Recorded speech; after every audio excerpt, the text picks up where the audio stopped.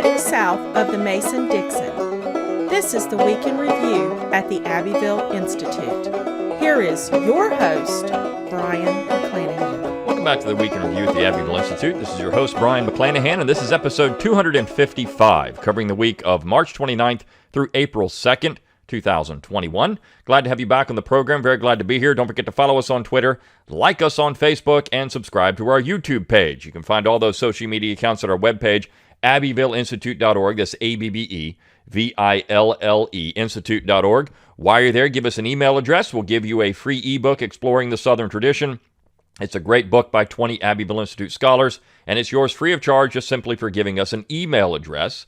With that email address, you'll get our daily dose of Dixie Monday through Friday. It's a great way for us to keep in touch with you and let you know what's going on at the Institute. We also announce our conferences, upcoming events, everything we've got going on. We use that email address, so it's our way of saying thank you by giving you the book, but also in keeping in touch with us. Now, to mention a conference, we have our next conference coming up. It is our summer school. This is in-person conference. Our summer school, which will take place from July 18th to July 23rd, 2021, Seabrook Island, South Carolina. Information about that is available on our website. The topic is the Southern tradition in woke America, to paraphrase what we're doing. It is a great topic. How do we explore the Southern tradition when it seems like every single day of the week something else is happening to attack the Southern tradition? And I'll talk about some of that stuff again in this week, but it's going to be a fantastic conference. Our summer schools are always fun events, and so you should look into that. We do have scholarships available if you are a advanced high school student, a college undergraduate, or a graduate student, and you would like to attend. We want students because that's the way we keep things going in the future. Or if you know someone who is one of those students, please consider sending them our way. Just simply go to the website, look at the You're Invited section in the middle of the page, and then contact Dr. Livingston. He handles the scholarship. So simply do that. It's a great way to, again, for us to get you in the door and also for you to come to a fantastic event. I know we've had a lot of interest in it. Space is limited, so you want to get in on that now. Also, we do exist on your generous contributions alone. So if you like what we do, if you like the podcast, you like the events, the Zoom conferences, you like the videos that we're doing, you like the website, you like all the stuff that we do, consider a tax-deductible donation to the Institute. And you can do that by clicking on that support tab at abbevilleinstitute.org. You can also buy your Abbeville Institute apparel there. If you want to advertise the Institute on a shirt or a hat or a golf towel, something, you can do that through the website as well by clicking on that shop tab. And as always, share the podcast around on social media. Rate it wherever you get your podcasts. Share our articles around on social media. That's the way that we get people interested in what we're doing. And gosh, it seems like every single day, again, there's some new attack on the Southern tradition from some quarter, whether it's an academic attack, whether it's a popular attack, it doesn't matter, whether it's a corporate attack.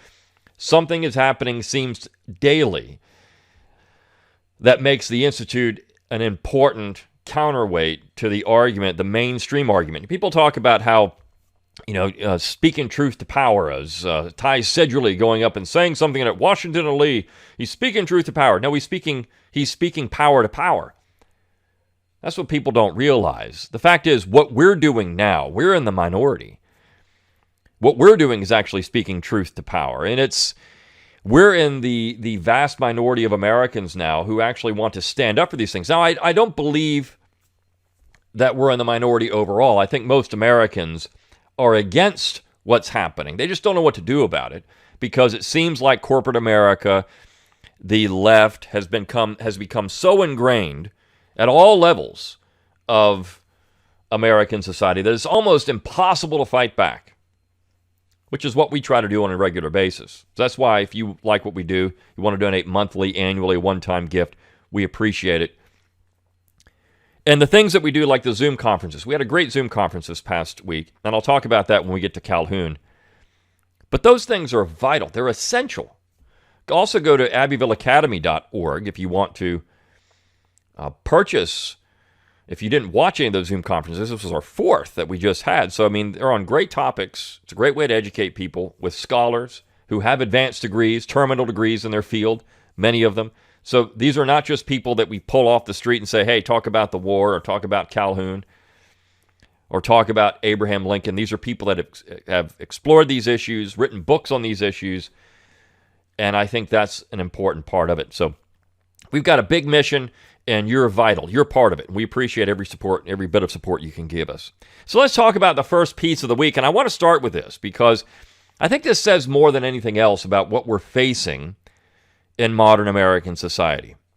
When you look at Ty Sedgwick's book, Robert E. Lee and Me, when you look at the attack on John C. Calhoun, when you look at the attack on the Southern tradition, it's coming from primarily historians who are then becoming political superstars because the left in power brings these people on, or libraries or academic roundtables, whatever the case may be. These people become, oh, this is the intellectual who goes out and reads the books and reads the stuff that nobody's read before. One of the most hilarious things I hear all the time is, well, for years, nobody could access these documents, these primary documents. They were hidden away from people, so nobody could see these secession declarations. Nobody could see what Southerners had to say about these things. Nobody could see these Confederate commissioners that Charles Dew talks about in his book, Apostles of Disunion. Nobody could see this stuff. It was just hidden away from the general public. No, it wasn't. You could access these things anytime you wanted. And people saw them. People knew they were there. In fact, what's happening is people are deciding to focus on one set of documents over another. I mean, this is the way the historians work. If you look at Charles Dew's book, if I can speak today. If you look at his book, you look at his research, he cherry picks quite a bit. And I say that because, and I know I list the entire Kentucky, the entire speech made before the Kentucky legislature about slavery and white. But what he's doing is setting up a false dichotomy. He's cherry-picking and setting up a false dichotomy. The false dichotomy is simply this, that Southerners were racist and Northerners were not, right? Because these Deep South commissioners went to Southern states that had not seceded and made a case for secession, whether it was Kentucky, whether it was Maryland, whether it was Delaware. I mean, take your pick. They're going into these states, Virginia, and they're trying to get these states to secede.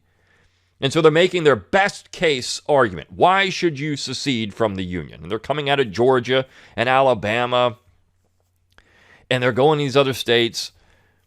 And so Dew focuses on this document from Kentucky. And yes, it's literate. I mean, look, Henry Louis Benning said a lot of things about racism and slavery, and in his appeal to other states to secede. There's no question about it. But the false dichotomy is that the North was somehow opposed to slavery, which they were not, or opposed to white supremacy, which they were not. So Southerners were basing these arguments, in some ways, on a boogeyman that didn't exist, right? The idea the North was somehow opposed to these. Look, Lincoln himself said he would keep slavery in the South. I'm not going to touch it where it already exists. You can have it. Right? So how is this a crusade to either preserve or end slavery? Now, we know Southerners are making a case. Now, the other thing, in Delaware, slavery wasn't mentioned very much in those arguments for the Delaware legislature to secede. Why? Because it really wasn't a big issue there. They made their case. You did have several members of the Delaware legislature and the congressional delegation of Delaware and the governor who were essentially in favor of Delaware leaving the Union. Not because they were trying to preserve the institution of slavery in Delaware, because they had around 3,000 slaves, I think, in the entire state. It was some minuscule number. Slavery was dying out in Delaware quickly. It's because they saw the issue clearly, that what we had in the United States was a purely sectional government. And that sectional government, with Lincoln in charge, was going to be problematic for the rest of the Union. We know that the vast majority of Americans didn't want Abraham Lincoln to be president. Over 60%, in fact. Lincoln got less than 40% of the popular vote. So we know 60% of the American population was against Abraham Lincoln, was against the Republican Party. So there's this idea that somehow there was this rabid anti-slavery sentiment in the North, or rabid, anti-racism sentiment in the North. It's just completely foolish. So Charles Dew's book is based on a straw man, boogeyman argument. It's ridiculous. It's a polemic. And people cite this book all the time now. And I saw just an academic conference or an academic interview with Sedgley and Dew, and Sedgley, fawning all over Dew. Oh, this book changed my life. This book, Charles Dew, Apostles of Dew, changed my life, showing it in the camera and everything. I mean, it's ridiculous.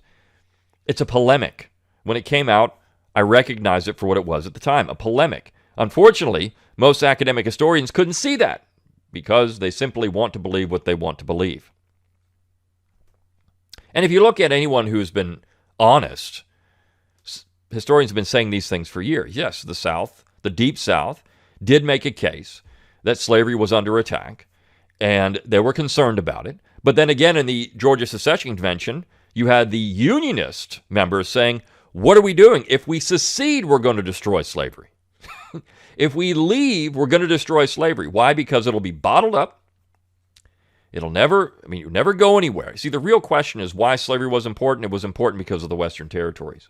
It was important because Southerners saw that as a violation of the Constitution and prohibiting slavery in the territories. And the thing is, if you bottle it up in the South, you're going to destroy the agrarian tradition that or the political economy of the South, which of course, only 25% of Southerners own slaves, and really slave owners was 5% about that. And so you had a large number of non-slaveholding farmers in the South. And this is what Calhoun was making the case. Look, we got to align with the West because these people are actually our people. And you see it after the war with the populist revolt. You see that these Western farmers figured out, oh, wait a second here. These New England merchants, these New England bankers, industrialists, they are the real enemy, that we maybe picked the wrong side because we're being crushed by this stuff now. There's so much complexity to this. So you start with Clyde Wilson's piece, and I know I went long about that. You start with this piece, and I love the first line. The title is Beginning with History. He says, any fool can write history, and many do. Please do not assume that I mean by this statement to vaunt the expert and slight the amateur. In writing history, the amateur is sometimes gifted, and there is no more pretentious fool than the smug expert who thinks of his own mind as a repository of ultimate truth. What a good historian most needs is not expertise, but the qualities we look for in a juror. Intelligence and an inclination to avoid snap judgments and to get to the bottom of things, to weigh evidence honestly, and to imagine the times and places that are no longer recoverable in the flesh. No juror can entirely escape his own bias, but some are a lot more honest and fair than others. Anybody who has been following the pronouncements that have been issuing from the mouths and word professors of history in recent years ought to be disabused of trust in the competence and good faith of experts, even if he has not seen firsthand the gutting of graduate education that has been taking place. There was a time when professors of history, whatever their viewpoints and degrees of talent, had to be proved themselves by the rigors of primary research and literate, balanced exposition. Increasingly, they are just people who stayed in school a long time and learned the fashionable attitudes that entitle them to become spokespersons for the ruling party. The jurors were replaced by the commissar. Now, this is true, right? If you look at what's happened, history, the study of history has become historiography. It's a study of what other people have written about history and not the primary sources. And I get this all the time. What book should I read on the Constitution? Well, go and read the primary documents. What do the people actually say? And all this stuff, I'll use the left. All this stuff is readily available online. You don't really need them anymore. You can go read it. Now, it's nice to have somebody filter it down for you and tell you what's there. I agree with that. And these are things that I do on a regular basis. But the primary documents are there. If you want to read what these people thought about something, just go read it. They'll tell you. They'll tell you what they thought about these things. Don't look to Ty Sedgley or Charles Dew to tell you what they said about these things. Just go read it. Now, Dew would say, yeah, go read it because you're going to be proven wrong. All this poppycock that's out there. He uses poppycock that people seceded over states' rights and tariffs. Because you see, this is what they said they were seceding over. Well, yes, it's true. Other things that, look, there are two declaration of causes came out of South Carolina. The one that was written by the long-standing fire eaters, those that were in favor of secession the longest, was a very complex document. The snap secessionists did have a statement that was heavily weighted towards defending slavery. There's no doubt about it.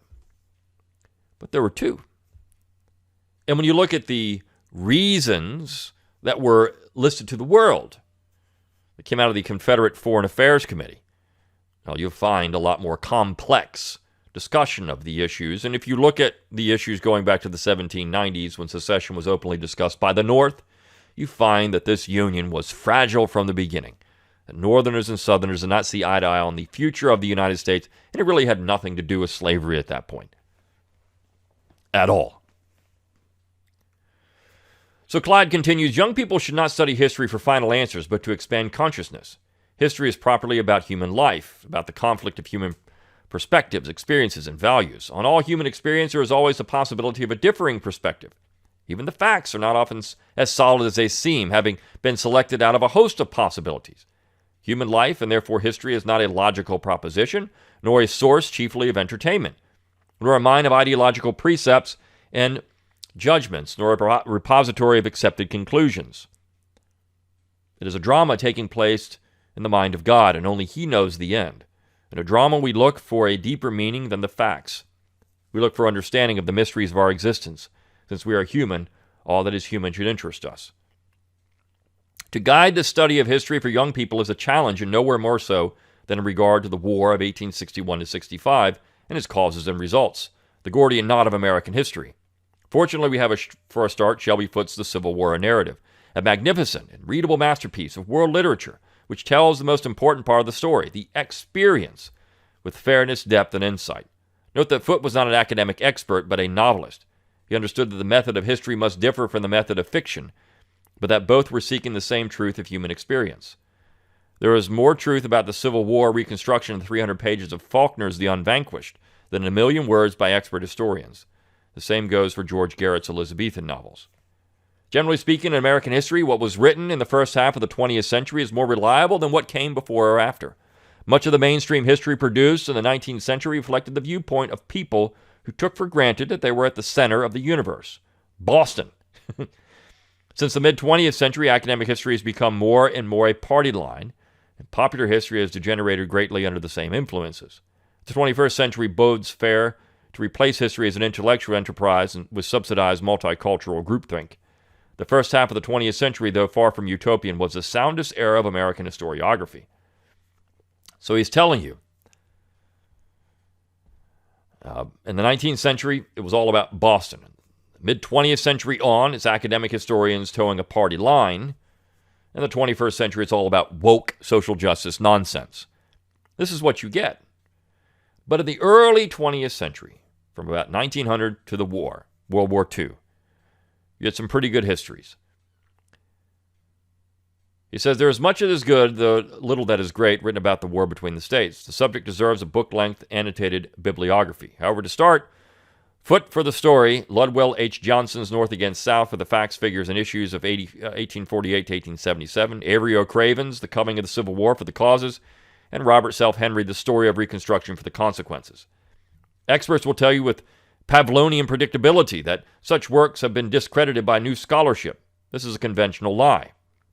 Many works that are now out of fashion have never been refuted, and indeed were written by people vastly more learned and honest than their critics, and usually have not even read them, much less studied their sources. They've simply been declared multiculturally unacceptable.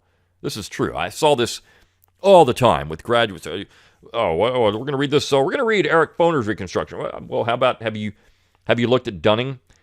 Have you looked at Coulter? Oh, well, I mean, they never even read them. I'll never forget in graduate seminar when the professor I had, which was not Clyde Wilson, this is another professor at South Carolina, pulled out a chart of Reconstruction interpretations. And since Foner, the narrative has narrowed to a point that it's indistinguishable as to there's any discussion. Dunning, for all of his wrongs, supposedly, and this professor said, look, we can talk about Dunning and where he's right and wrong, but for all the things that Dunning was, and this professor was very hard on Eric Foner, Dunning was much more inclusive as to what Reconstruction was about and much more broad than Eric Foner ever was. And he said, this is a travesty that we don't do this anymore. You see, Eric Foner has crushed Reconstruction because those on the left and right, again, it's indistinguishable when you've got Karl Rove calling Confederates the enemy, and you've got all of these conservatives, quote unquote, like Alan Gelzo and others running around. Ty Sedgwick supposedly is a conservative at some point. You got these people running around saying that Reconstruction is the greatest tragedy because the South wasn't punished enough.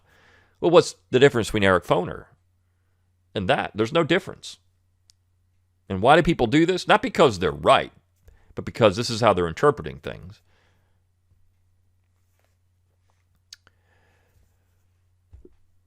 He says, for homeschoolers, let me suggest 2 series that provide a rich source of reading. They are out of print but readily accessible. For primary students, the landmark books published by Random House in the 50s and 60s.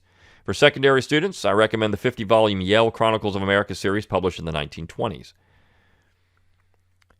All that being said, young people should be led away from the all-too-common American history tendency to place the United States at the top and center of world history. America is far too young and unchastened to human experience to deserve or receive the attention of a great historian. Aside from the European-educated Lukács, there are perhaps only 2 American historians that can be considered world-class: the brilliant but warped Henry Adams and the valiant anti-imperialist Charles A. Beard. Conservative historians, i.e. big Republican Big Ben's Flax, have sought to discredit Beard, but his works, such as The Rise of American Civilization and Pearl Harbor Studies, remain highly relevant and readable. I would not encourage much advanced reading in American history until after exposure to the great ancient historians and to the sophistication of the best European writing. And for understanding what history is and does, read John Lukács's Historical Consciousness. A particularly nasty and dishonest left-wing group which has appointed itself watchdog of other people's opinions without any intellectual or moral qualification for the role, has damned me as a revisionist in regard to the era encompassing the war between the states. They mean to make folks recoil from me in horror as kin to those notorious revisionists who deny Nazi atrocities. I am not a revisionist, but note that their assumption is that there is only one valid opinion, deviation from which is a crime. It used to be that revisionism was thought of as an occasional change of historical perspective, an inevitable and benign thing that indicated a healthy intellectual life. When our present cultural masters condemn disapproved historical viewpoints, they do not mean revisionism, but the offense that the communists call deviationist. This is important, I think, to point out the communist role in all of the stuff that's going on here. Because that's what happened. It's not just communist, it's Leninism. It's Leninism. Even Marx wasn't as unforgiving in discussion as the Leninists. The Leninists did not want any opposing viewpoints to exist, and they killed you for it. They restructured everything in society to make it work in their favor.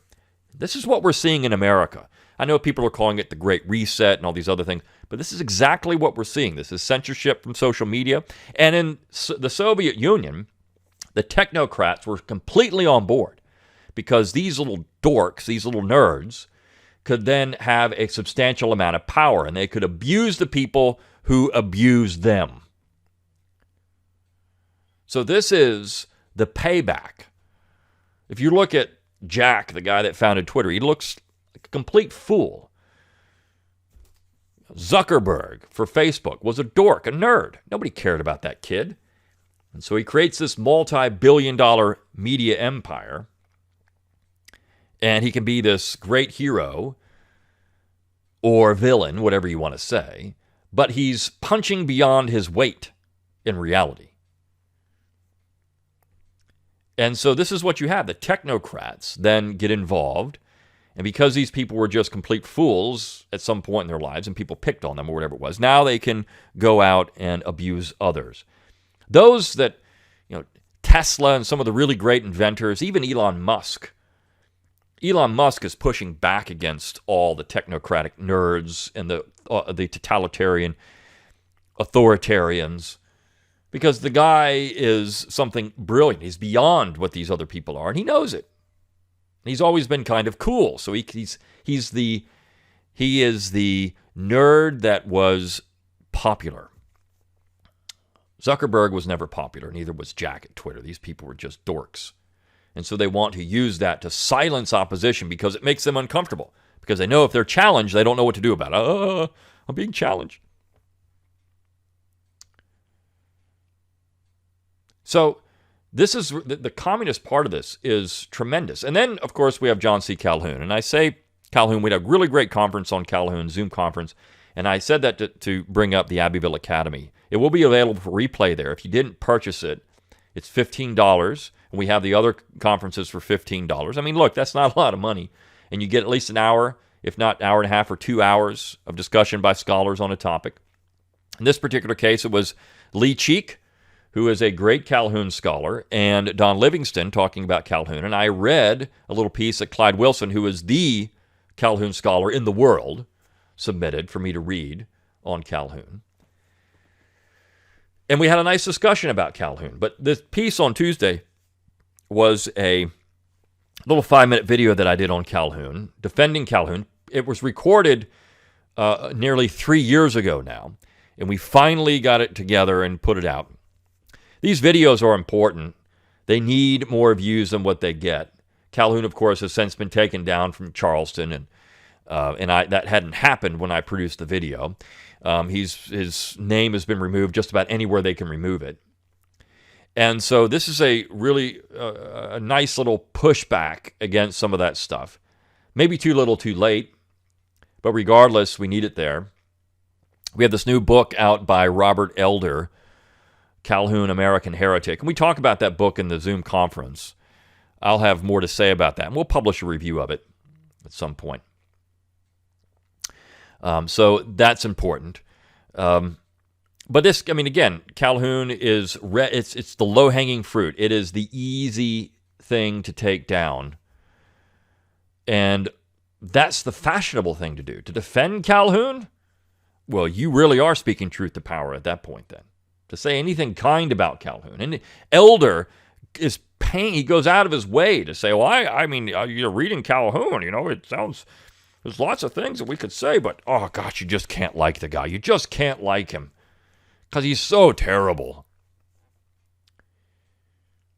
I make a case that you can admire John C. Calhoun, even if you don't like everything he said, which obviously in 21st century America doesn't even need to be said. But obviously, no one in 21st century America is going around reading his positive good speech and saying, yeah, this is what we need to do today. Nobody does that. Nobody does that at all. Yet you have to go out of your way and say, well, I mean, yeah, Calhoun said these things, and I don't like it. I don't not. What for? Only a fool would believe these things today. But he did say a lot of positive things about government, about the Constitution, about power, political power. Had a lot of valuable things to say, and we forget Calhoun at our own peril. Now, other pieces this week, some really good stuff. We had a nice piece on, it's entitled Gomer Pyle and the Music of Southern Poverty by Tom Daniel. Tom's such a great writer and great teacher. I mean, fantastic. We're gonna have him do a conference on music, a Zoom conference. We had him talk at one of our summer schools on music. He's so good, and he has this piece on on Southern music, and of course he loves to bash Yankees. One of the things he pointed out, he says, for me, one of the most satisfying things about Southern music is that there is no Yankee alternative, or even worse, Yankee replacement. And trust me, if Yankees had any music of their own, they would have forced it down our throats decades ago. And Southern music would be extinct by now. However, they've got nothing to offer, so Southern music gets to remain authentic and Southern. Which is true, right? They've got nothing.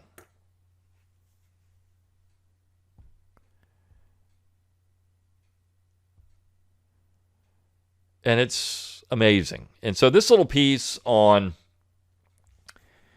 Gomer Pyle, quote unquote, the character Gomer Pyle, and how music is more about class than race for Southerners. I think this is true. And he gets into that. He says, just like the example earlier about second grade reading comprehension, the most significant factor in Southern music is not skin color, it's poverty. So you had blues coming out of the South across racial lines. And I think that's what he's really honing in on here. or the music of the lower class. It's popular music, people, working class people producing something that gave them pleasure. And that's what's interesting about this particular piece. And I mean, you need to read it. It's very, very good. You need to read it. And then we had the piece by Casey Chalk titled Dixie Ball, and of course, opening day, and that's now a disaster. Major League Baseball has decided to remove the All-Star game and draft from Atlanta, Georgia, which Atlanta's not really the South anymore anyways, but from Atlanta, Georgia because of the Georgia Voter Rights Bill. So we've got corporations. I mean, this is exactly what Southerners pointed out. Corporations in bed with government. This is what you get. Corporations are not your friend. The Coca-Cola Corporation, the old Southern company Coca-Cola, which is now chaired by Brit.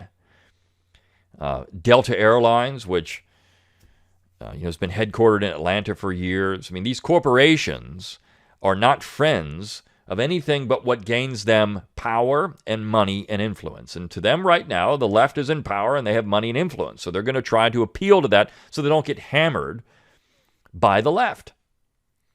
Well, the Georgia legislature heroically and symbolically in some ways, we'll see if they pick this up again when they come back, the House anyways, voted to remove all the tax benefits to Delta Airlines, and it would cost them tens of millions of dollars. Now, I don't know what they could do to Major League Baseball or Coca-Cola, but they could remove those things as well. And, of course, the companies could decide they'd leave Atlanta or they'd leave Georgia. But people have to have some way to fight back. Now, of course, baseball is a Yankee creation. It is. I love baseball, but it's a Yankee creation. But Casey Chalk does a nice job talking about how Southerners were such a dominant part of it, still to this day, a dominant part of the game and the great heroes of the game, and how the game in many ways is similar to the Southern tradition. It has rules and standards and things that you can't violate because it goes back to the tradition. And the South, with its tradition and heavy into tradition, Southern tradition itself, native, authentic Southerners believe in these things. And so baseball shares that with it. And again, another great piece. And then the last piece of the week, Searching for a Literary Market in Southern Cities. This is by Jack Trotter. It's a very academic piece about William Gilmore Simms. And what I want to say about this, and you often get this idea that Southerners were against progress. They weren't. In fact, Southerners viewed themselves as very progressive in the 19th century, by 1860 in particular. And Simms did. Look, this is Eugene Genovese's Slaveholder's Dilemma. It's Mind of the Master Class. He says these things. What I found interesting about Elder, go back to the Elder book with Calhoun, he doesn't even understand Genovese. It's like he's never read it. He brings up, he said this about Calhoun and this, but it's like he never really read what Genovese actually said about the South. And somehow, and I saw an interview with Elder and a retired professor from Clemson. Elder went to Clemson. And, when we read Genovese, it was all about the South being pre-modern. That's not what Genovese said. Genovese never, maybe when he was writing his Marxist material, but by the time Genovese got to the 90s, the 80s and 90s, he recognized what the South actually was, which was a modern society wrestling with labor and what kind of labor they'd want to use, what was the most beneficial labor system for the South. And here, Simms is looking at how to create a literary market. They needed cities. And to have cities, the rest of the question was slavery exist in the cities or not? And Simms was certainly saying that he thought it could. And there were other Southerners that thought the same way, that cities were not the antithesis of the Southern tradition. But you had this back and forth over these issues. Were cities beneficial? Jefferson despised cities. Did we need just plantations, a country life? This was the conflict within the South. And Simms, of course, the great mind of Southern literature in the 19th century, wrote wonderful books, was wrestling with these things as well. And I think Jack Trotter does a nice job of bringing this out. And again, a very academic piece. And how that worked. So I love all the stuff for this week. And we're going to have more about Lee and some things with Sedgley next week. We're in Confederate History Month now, April. So we're going to do some more with that. The April conference, I'm hoping Zoom conference is going to be on that topic in some way or another. I've got a couple of people in mind that we could perhaps bring in for that. So more information on that forthcoming. But the Southern tradition is now under attack. Everywhere we know, the state Supreme Court of Virginia now has said that the law protecting those statues didn't really protect the statues. So you can take down Confederate monuments everywhere. I mean, where do you go, right? The tradition is under attack everywhere. And this is the great tragedy. I think maybe in 100 years, if we can just keep putting this stuff out, people will come to this and they'll realize that there's a great tragedy here. I think anyone that looks at the French Revolution with an honest mind never looks back at it and says, the Reign of Terror was great. Tearing all this stuff down is great. We know that because of the people that flock to Versailles every single day of the year to see the old regime. The beauty of it and the waste. But certainly they recognize that something was lost in that. And they see it. And because of our modern sensibilities, they can't come to their senses and they can't bring themselves to say, well, maybe there was something tragic about this.